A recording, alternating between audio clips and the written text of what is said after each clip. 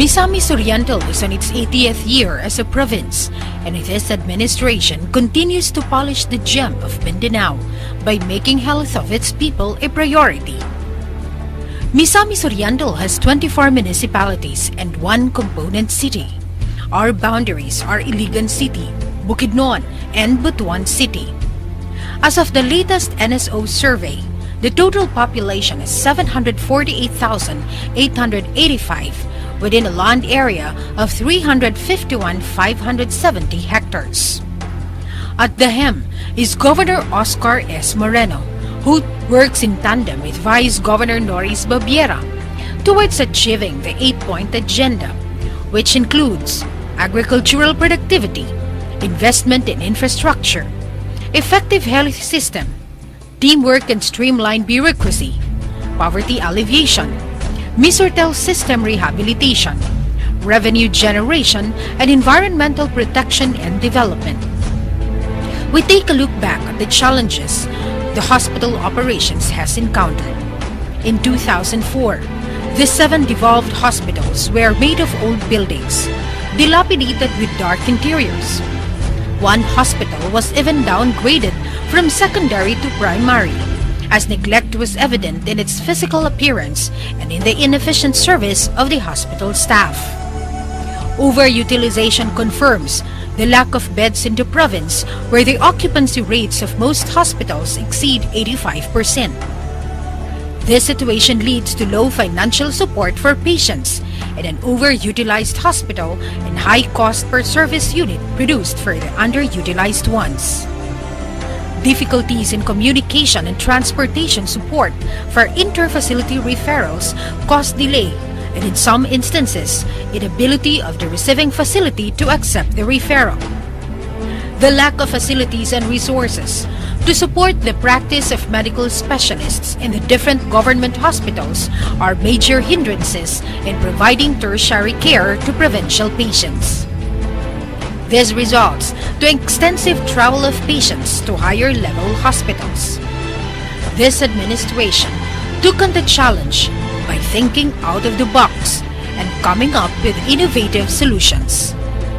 Keeping in mind the following objectives: to achieve universal coverage in PhilHealth, to upgrade hospital infrastructure and facilities, to provide access to medical specialists and subspecialists, to improve referral and communication among hospitals and health workers, to improve administrative operations.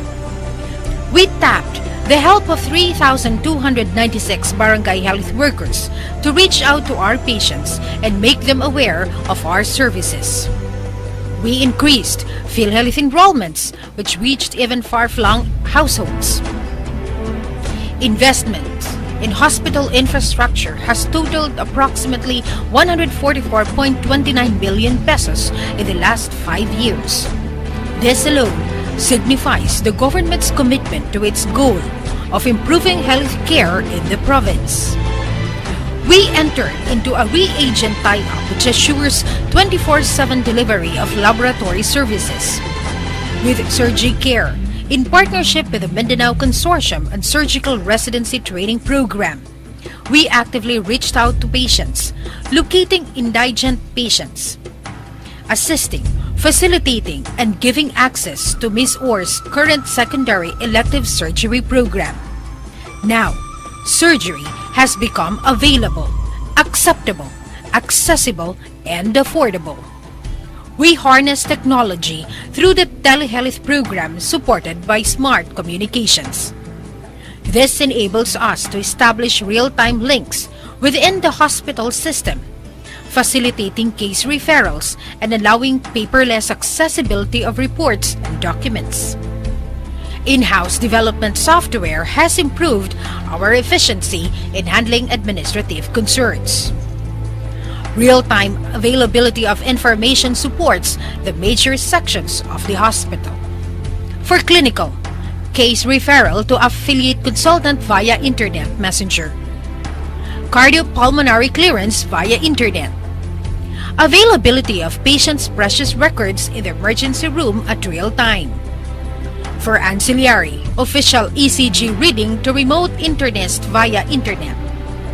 official X-ray reading to remote radiologist via internet, real-time drugs and medicine inventory in the pharmacy, availability of laboratory results to the ER ASAP.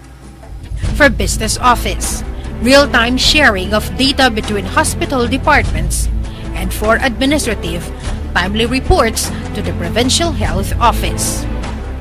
The dietary section of Miss or PH Balingasag came up with an alternative recipe using soya pulp as extenders to combat increasing price of meat as a protein source, thus reducing costs in half. With all the innovative solutions, the encouraging results which we have seen are what propels us to achieve more, to aim higher. We are encouraged by the willingness of partners to invest in the province.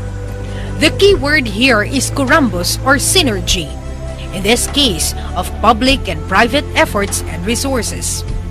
The increasing number of our partners from all sectors in society shows us that their confidence in our ability to make good with our promise to serve the people. And we are happy to report positive results.